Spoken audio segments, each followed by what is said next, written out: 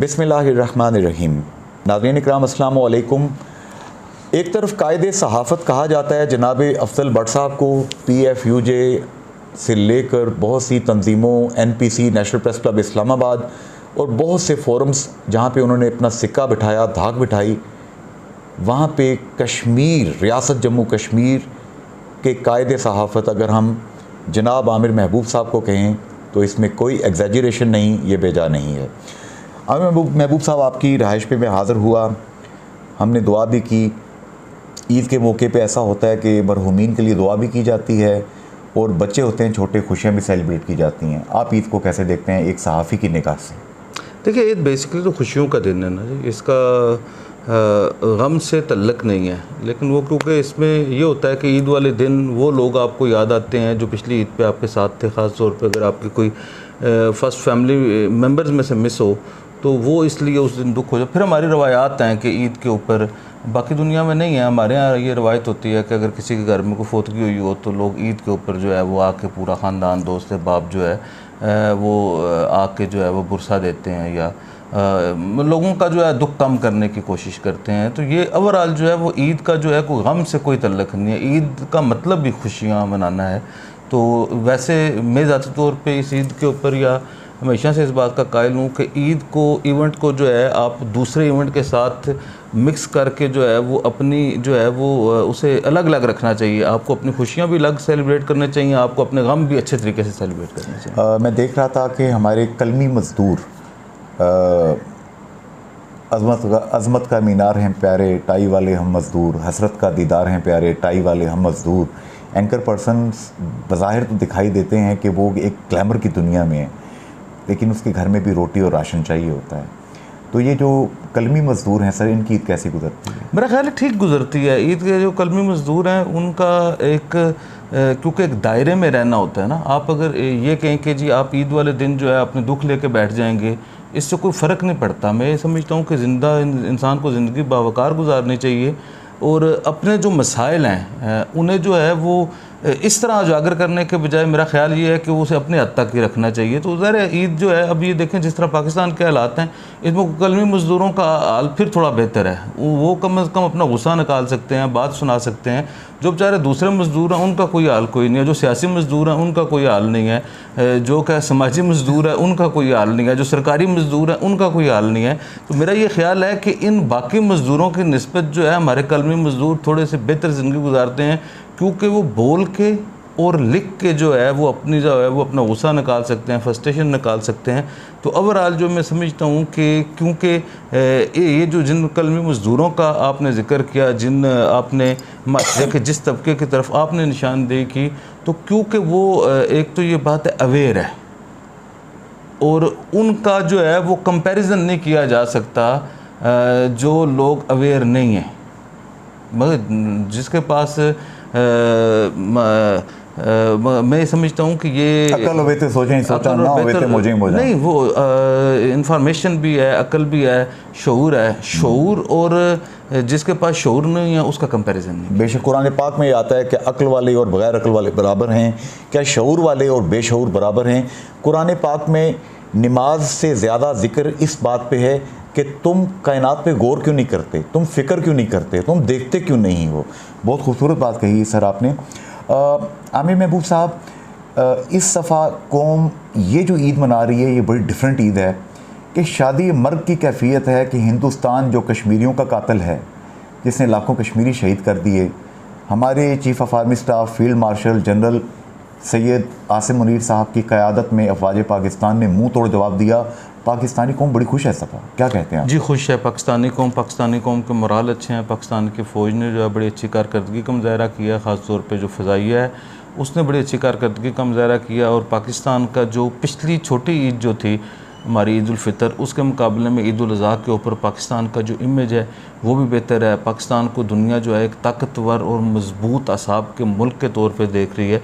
तो इसके जो असरात हैं इंशाल्लाह अगली जो ईद आएगी, क्योंकि अभी ये बिल्कुल क्लोज़ था, अभी जो है वो सफारती माज पे लाई जारी है, रेशादवानियाँ जारी हैं दोनों अफ्रीकैन की तरफ से। तो जब इसका उजला चेहरा जो पाकिस्तान का सामने आएगा दुनिया भर में, उसके बाद जो अगली ईद पे हमें ये जो है वो पाकिस्तान के लोग इंशाल्लाह ज़्यादा खुश नज़र आएंगे। डॉक्टर सईद नज़ीर गिलानी साहब जो कि बानी सदर हैं Jammu Kashmir council for human rights, आपसे भी उनकी बात हुई लास्ट टाइम, उनकी रहायश पे इंटरव्यू कर रहा था, आपने इंटरव्यू भी चलाया, बड़ा दुनिया में देखा गया है, वो हज़ारों की तादाद में लोगों ने डाउनलोड करके अमेरिका में और बरतानिया में उसको शेयर किया, जम्मू कश्मीर डिजिटल के उस इंटरव्यू को। उसमें उन्होंने ये बात कही कि ये पाकिस्तान की जो फतह हुई है field marshal general Syed Asim Munir साहब की क़यादत में जो फतह मिली है, मकबूजा जम्मू कश्मीर के बहन भाइयों में भी बड़ा मुस्बत पैगाम बड़े अरसे बाद गया है। इत्तफाक करेंगे आप सर? क्या देखिए, मैं इस बात से तो इत्तफाक नहीं करता कि उनको बहुत ही मुस्बत पैगाम गया है, बल्कि ये जो लड़ाई हुई है इसमें पहली बार मैं समझता हूँ कि मकबूजा कश्मीर के शहरों का भी बड़ा नुकसान हुआ है, वहाँ भी क्योंकि कैजुअल्टीज़ भी हुई हैं, नुकसान भी बहुत हुआ है। तो डॉक्टर साहब की इस बात से मैं बहुत ज़्यादा इत्तफाक नहीं करता, लेकिन फ़ौज ने अब जवाब देना था। भारत जो है वो हमें कंटिन्यूसली ब्लैकमेल कर रहा था कि हम जब वो हमारे ऊपर फायरिंग करता है और आगे से जो हम उसको ऊपर फायरिंग करते हैं, तो इस बार पाकिस्तानी फ़ौज ने उनको जो है वो फायरिंग तो की, लेकिन जो थोड़ी मोटी भूल चूक है उसका नुकसान जो है वो भारत को हुआ। पुंछ शहर में खासी तबाही हुई, बाकी जगह पे हुई।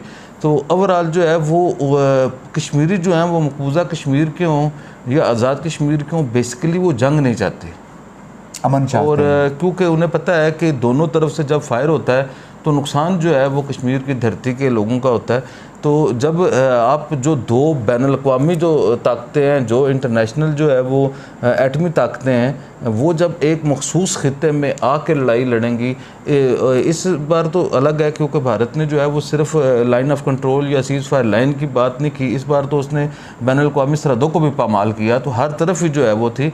लेकिन जो इज्तिमाई जो लड़ाई है उसमें आप ये देखें कि उसमें ओवरऑल जो है वो आज़ाद कश्मीर के बजाय जब आखिरी दिन जो है बनियानुल मरसूस हुआ, तो उस दिन जो है वो भारत को नुकसान पहुंचा। हमने जो है वो भारत के जो एयर बेसिस हैं, भारत का जो क्या कहते हैं बाकी जो निज़ाम है, वो हमने आज़ाद कश्मीर से तबाह नहीं किया, वो पाकिस्तान से हिंदुस्तान का तबाह किया गया है। Surface to air and air to surface हुआ है। तो अब जो सूरत हाल है उसमें ये है, लेकिन मैं ये समझता हूँ कि कश्मीरियों को जंग का जो है वो नुकसान है, क्योंकि नुकसान इधर की फ़ौज से हो या उधर की फ़ौज से हो, दरमियान में जो है वो कश्मीरी जो है वो उठाते हैं। डॉक्टर गिलानी साहब कह रहे हैं, जो आप बात फरमा रहे हैं सर, कि बाकी फ़ौज की कारकर्दगी और फील्ड मार्शल क्या कहते हैं आसिम मुनीर साहब की जो कारकर्दगी है वो बेहतर है। इस तरह मैं ये बताता हूँ कि उन्हें फील्ड मार्शल बनाने का जो एक बड़ा फ़ायदा हुआ, क्या वो सबसे बड़ा फ़ायदा ये हुआ कि दुनिया को ये पता लगा कि जो भारत और उसका भारत का जो मीडिया प्रोपेगेट कर रहा था कि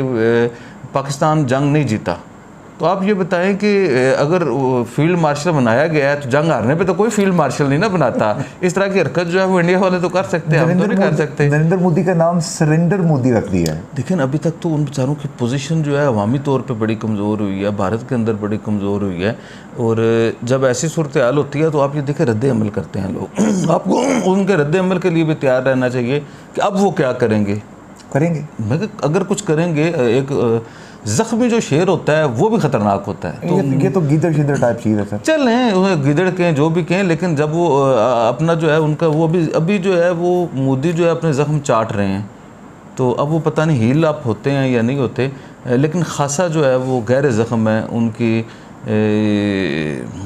क्या कहते हैं सियासत के ऊपर। अच्छा, पाकिस्तान में मैंने कभी नहीं देखा कि कश्मीर का नाम लेकर यहाँ इलेक्शन के अंदर लोग गए हों।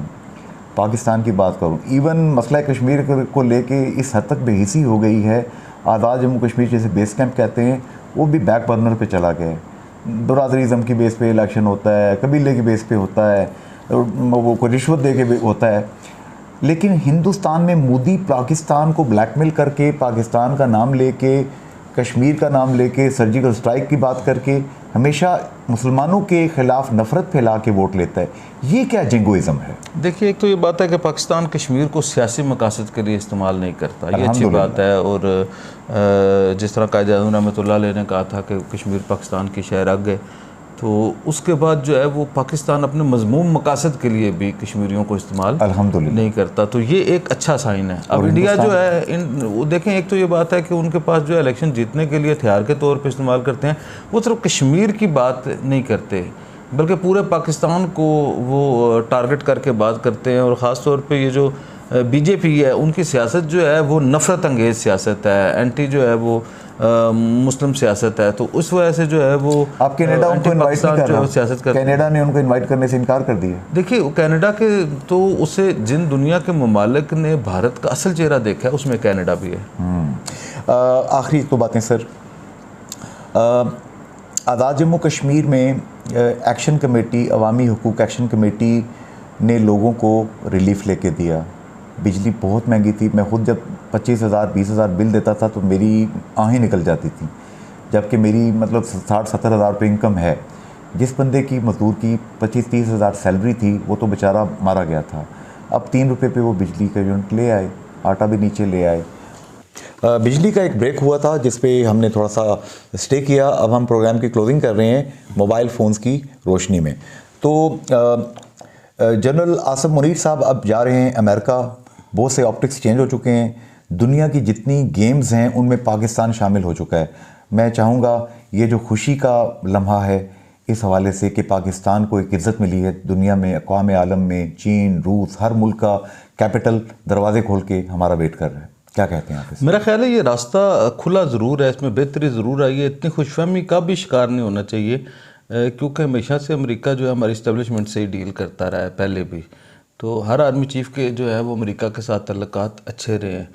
तो मैं ये समझता हूँ कि ये अपॉर्चुनिटी है, इसे मिल के वेल करना चाहिए और एक पेज के ऊपर हमारी इस्टेब्लिशमेंट और आज़ाद की पाकिस्तान की हुकूमत और पाकिस्तान की जो सियासी जमातें हैं, इस वक्त सिर्फ एक जो है वो सियासी जमात जो है इसमें शामिल नहीं है पाकिस्तान के नेशनल इश्यूज़ के ऊपर, तो वो भी तहरीक इंसाफ वाले शामिल हैं, लेकिन काफ़ी सारी सियासी जमातें हैं, पाकिस्तान पीपल पार्टी और नून लीग और इस्टेब्लिशमेंट भी अगर एक पेज पे जाके इंटरनेशनली वो करेगी तो मेरा ख्याल है इसके बेहतर असरात मुरतब हो सकते हैं। आप आमिर भाई ज़ाहिर घर में बच्चे हैं, एक बड़ी फैमिली है आपकी, आप इस दफ़ा क्या कुर्बान कर रहे हैं सर?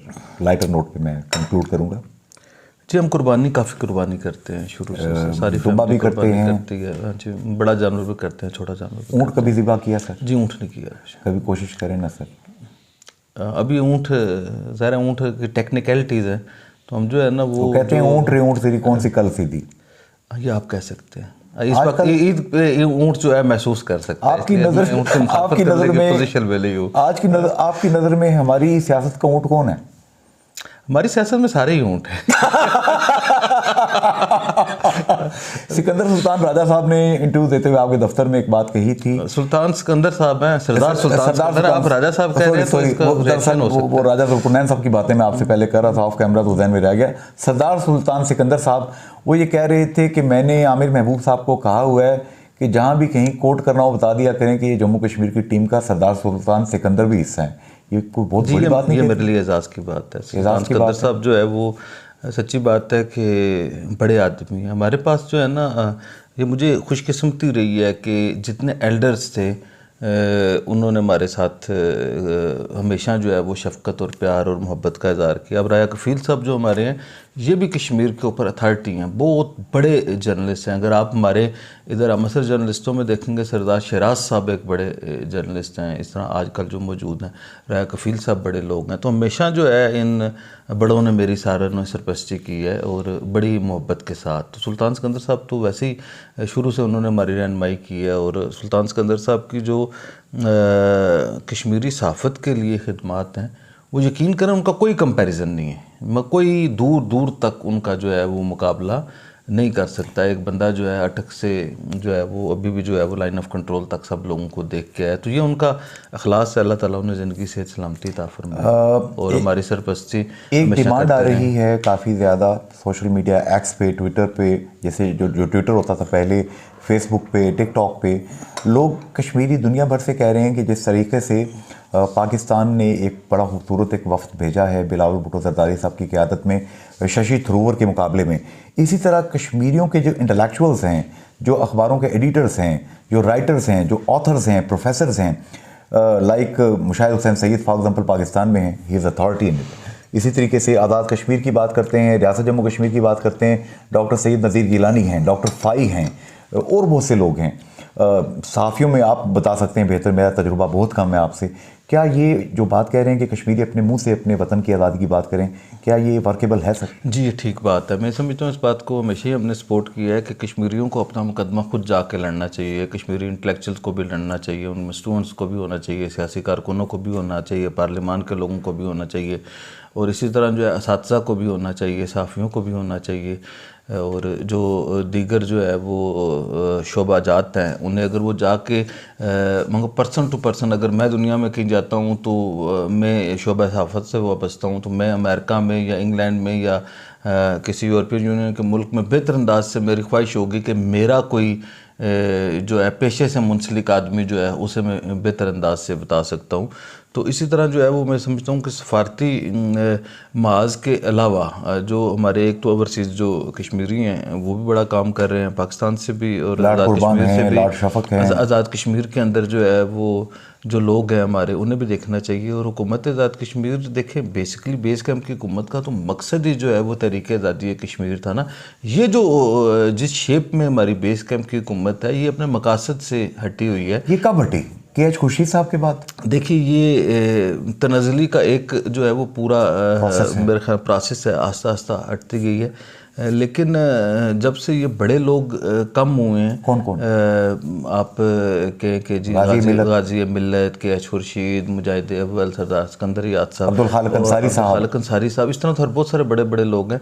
अब जब से बैसर सुल्तान महमूद चौधरी साहब भी 3-4 साल से जो है वो अलील है, तो उस तरह की जो एक्टिविटी है कश्मीर के ऊपर जो है वो नहीं। सरदार अतीक साहब से बहुत ज़्यादा तवक्कुआत थी, वो उस तरह की एक्टिविटी नहीं कर रहे क्योंकि उन्हें सियासत में आइसोलेट किया गया। सिकंदर याद की फैमिली में कोई ऐसा नहीं है जो खलापुर कर सके? जी, मेरा ख्याल है कि देखिए अपना किसी फैमिली में भी जो है ना, अगर कोई अपना बड़ा बनना चाहे भी ना, तो वो अपने जो है वो बुजुर्गों जितना बड़ा नहीं बन सकता। चौधरी नूर हुसैन साहब की जगह ली थी बैरिस्टर साहब ने, लेकिन बैरिस्टर साहब की जगह क्या यासर साहब ले सकेंगे? जी, वक्त के साथ शायद वो कोशिश तो करेंगे। अभी जो है वो आप ये देखें ना कि बैरिस्टर सुल्तान महमूद, अभी यासर साहब जो है वो वज़ीर हैं, ठीक है जी। तो सुल्तान महमूद साहब जो है अल्लाह ताला उनका साया उनके ऊपर कायम दायम रखे, आमीन, अल्लाह ज़िंदगी सेहत अभी जो सूरत हाल है मेरा ये ख्याल है। लेकिन बैरिस्टर सुल्तान महमूद चौधरी की शख्सियत में और अपना यासर साहब की शख्सियत में काफ़ी फ़र्क है कि उसमें एक, और दूसरी ये बात है कि इतने बड़े घने सायादार दरख्त के नीचे जो है ना छोटे दरख्त जो है वो राम राम से उनकी परवरिश होती है। गाजी मिल्लत और सरदार खालिद इब्राहिम, आगे उनके बच्चे अब हसन इब्राहिम, ज़ाहिर है कि काफ़ी फ़र्क है इन तीनों में।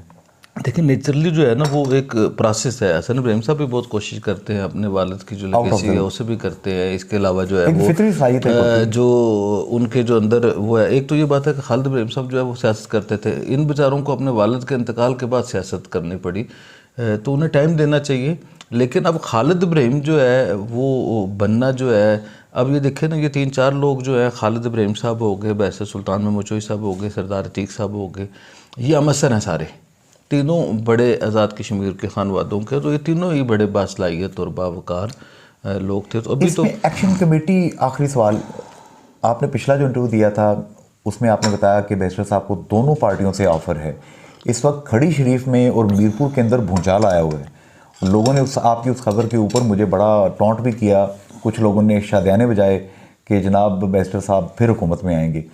उसमें कोई सदाकत है? देखिए, एक तो ये बात है कि मैं अभी भी अपने उस मौक़िफ़ पे कायम हूँ कि बज़ाहिर मुझे लगता है कि बैरिस्टर सुल्तान महमूद चौधरी साहब का पॉलिटिकल फ़ैसला शायद पीपल पार्टी की तरफ होगा, वो उन्हें नेचुरली सूट करता है। वो उनका जो अंदाज़ है, उनके जो पुराने कोलीग्स हैं, उनके जो साथ चलने वाले लोग हैं, उसमें अगर बैरिस्टर सुल्तान महमूद चौधरी साहब पीपल पार्टी में जाते हैं तो वो 100% एडजस्ट कर जाते हैं। ठीक लेकिन क्या पब्लिक लेकिन मुस्लिम लीग नून भी जो है वो उनके साथ और सरदार तनवीर इलियास साहब के साथ राब्ते में है, बारगेनिंग हो रही है, और उनकी ख्वाहिश ये है कि जी बैरिस्टर सुल्तान महमूद चौधरी और तनवीर इलियास जो है वो मुस्लिम लीग नून के प्लेटफार्म से आइंदा इंतखाबात में हिस्सा लें। तो अगर ये डील हो जाती है तो फिर रुखसार साहब और मुस्लिम लीग नून को जो है वो उसका फ़ायदा होगा। देखिए, जो रुखसार साहब और जो शहीद साहब जो है, नवाज शरीफ अगर वो फैसला कर लेंगे तो मुश्किल हो जाए, और अगर जरदारी साहब फैसला कर लेंगे तो जो पीपल पार्टी में बैठे हुए लोग हैं उनसे वो होगा। अब ये देखें ना, अब जब आपने क्या कहते हैं सरदार अतीक की या सरदार क़यूम साहब की जो जमात है मुस्लिम कॉन्फ्रेंस उसे ख़त्म करके कमज़ोर कर दिया है, तो फिर आपको ये बात का अदराक करना चाहिए कि पाकिस्तान से फ़ैसले होंगे। अब ये फ़ैसले कोई आज़ाद कश्मीर में नहीं होने के, आज़ाद कश्मीर में करेंगे तो आज़ाद कश्मीर में इम्प्लीमेंट होंगे। अब ये फ़ैसले पाकिस्तान से होने हैं। तो मेरा ये ख्याल है कि नवाज़ शरीफ साहब और आसिफ अली ज़रदारी साहब के फ़ैसले को मानना पड़ेगा। हम ये नहीं कह सकते कि उसके बावजूद चोई रुखसार साहब और चोई सईद साहब जो है वो ये जुर्रत नहीं कर सकते कि उनका फ़ैसला ना माने। वो जुर्रत भी करेंगे, वो इलेक्शन भी लड़ेंगे। नवाज़ शरीफ अगर ये फ़ैसला लेंगे तो तब भी इलेक्शन लड़ेंगे, नवाज़ शरीफ फ़ैसला नहीं लेंगे तो तब भी लड़ेंगे। जैसे गाजी साहब ने बगावत कर दी। मैं ये कह रहा हूँ सारे लोग करते हैं। मैं ये कह रहा हूँ कि अगर आप सियासत में देखें कि सरदार अतीक साहब ने चोई अजीज़ साहब को, सरदार याकूब साहब को और मोहतरमा नौरीन आरफ साहिबा को टिकट नहीं दिया था 2006 में। उन्होंने ना सिर्फ उस वक्त जब मुशर्रफ दौर था उन्होंने अतीक खान के ख़िलाफ़ बगावत भी की, जीते भी, और बाद में सरदार अतीक खान को उठा के वज़ारत उज़्मा के मनसब पे भी फाइज हुए। तो ये जो है ना, ये नहीं होता कि आप कोई गलत फ़ैसला करेगा नवाज़ शरीफ। देखें ना, चोई रुखसार का और चोई शहीद का हक़ है ना। उन्होंने जब नवाज़ शरीफ मुल्क से बाहर थे तो उन्होंने पार्टी संभाली। जब नवाज़ शरीफ का कोई नाम लेने वाला नहीं था, जब पाकिस्तान में हुकूमत नहीं थी, तो उन लोगों ने पार्टी संभाली। अब जब बारी आए तो वो फल खाने की बारी जो है कोई और आके ले जाए तो उन्हें जो है इसके ऊपर रद्द अमल करना भी चाहिए। मैं समझता हूँ कि सियासत करें, सहाफ़त करें, मजदूरी करें, मुलाजमत करें, लेकिन गैरत के साथ करनी चाहिए। गैरतमंदी का ये तकाजा होता है कि आप जो है किसी की गैर ज़रूरी गलत बात ना माने। एक्शन कमेटी को बाज़ लोग लेबल कर रहे हैं कि ये सियासतदानों को दीवार के साथ लगा चुकी है, सियासी पार्टियों को नील कर चुकी है, और इस इलेक्शन में जैसे कि राजा कफ़ील उस्ताद मोहतरम, आप भी उनको कहते हैं, मैं भी मुर्शद कहता हूँ, उन्होंने कहा कि एक्शन कमेटी जिस उम्मीदवार के ऊपर हाथ रखेगी वो जीत जाएगा। आप इत्तेफाक करते हैं? क्योंकि इनको कई लोग कह रहे हैं कि इंडियन एजेंट है। मैं नहीं मानता, सारे इस तरह की बातें शायद नहीं करनी चाहिए। तो बड़ी फजूल बात है कि एक्शन कमेटी के हवाले से जो है उन्हें इस तरह के अलकाबात से या इल्ज़ामात से बड़े ही जो है ना, आप ये देखें ना, शौकत नवाज मीर साहब हैं, या मीरपुर में आपके अंसारी साहब हैं, मुजफ्फराबाद में राजा अमजद साहब हैं, ख्वाजा मेहरान हैं, उधर है रावला कोट वाले जो साथी हैं, ये सारे लोग जो है वो एजेंट तो नहीं है। देखें, एक तो ये कश्मीरी हैं, और अगर कश्मीर के बाद उनकी कोई प्रायोरिटी है तो वो फिर पाकिस्तानी है। और आप अगर लोगों को ज़बरदस्ती जो है इस तरह के अलकाबात और किसी को फ़िक्स करेंगे तो ये बात मुनासिब नहीं है। अब अपने आप क्या कहते हैं, हुकूमती अपने इक़्तिदार को तूल देने के लिए या जिस तरह के गैर ज़िम्मेदाराना बयानात जो है वज़ीर आज़म और उस वक्त वज़ीर दाखिला साहब ने और आज़ाद कश्मीर के जो वज़ीर हैं वो तर्जमान जो हैं वो दिए। आपने एक बड़ी मज़े की बात नोट नहीं की, बहुत सारी चीज़ों में मुझे लगता है कि वज़ीर इत्तलात और हुकूमत जो है वो एक पेज पे नहीं है। अभी ये जो रावला कोट में वाक़या हुआ पूरा एक जरनोश वाला, इसमें आपको किसी जगह पे वज़ीर इत्तलात दिखाई नहीं दिए, वो नज़र नहीं आए, पीर मदर सईद शाह साहब। इसी तरह जो हमारे वाला सहाफ़त के ऊपर एक आज़ाद कश्मीर हुकूमत ने हमला किया और रोज़नामा जम्मू कश्मीर के ख़िलाफ़ FIR दर्ज करे, उस पूरे एपिसोड में आपको किसी जगह पे पीर मदर सईद साहब दिखाई नहीं दिए। They are not in the lines of the government। मैं ये समझ रहा हूँ कि ये किसी न किसी जगह पे उनका जो है हुकूमती पॉलिसियों के ऊपर जो है वो शायद इत्तेफाक। ये सिर्फ पीर साहब नहीं, और भी कुछ लोग होंगे? नहीं, और तो हर लोग हैं, लेकिन मैं ये कह रहा हूँ कि मुतलका महकमा जो है हुकूमत का जो है वो अभी आप यकीन करें कि हम जो है ना वो खबर के लिए वो करते हैं, उनका फ़ोन ही बंद होता है कि ज़ाहिर है अब इस हुकूमत का कोई पता नहीं है ना कि इसका तर्जमान कौन है, या इस हुकूमत की वज़ीर आज़म की खबर या वज़ीर आज़म या हुकूमत के हवाले से कोई खबर है तो उसका मौक़िफ़ किससे लेना है। महकमा इत्तलात वाले तो कहते हैं वज़ीर साहब से बात कर लीजिए, तो उसके बाद जो है वो गायब हो जाते हैं, वो मिलते ही नहीं। मगर इस तरह की जो सूरत हाल है, मेरा ख्याल है कि ये सारे लोग एक पेज के ऊपर नहीं है और नेशनल इश्यूज़ के ऊपर नहीं है। जब आप ये जो इशू था दहशतगर्दी वाला रावला कोट वाला, ये नेशनल इशू था।